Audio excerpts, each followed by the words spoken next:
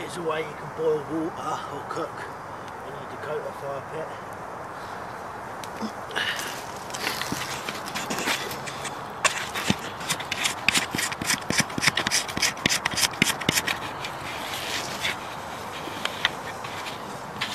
Place 2 sticks across.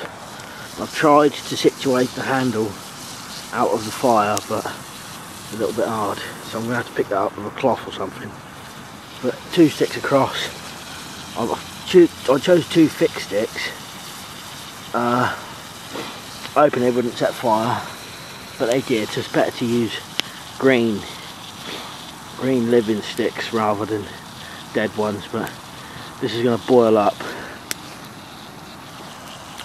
before those sticks are burnt through anyway. And I'll take that off and I'll make a cup of coffee out of it. Or if you was in a survival situation, that would just do, or you can make pine needle tea or something.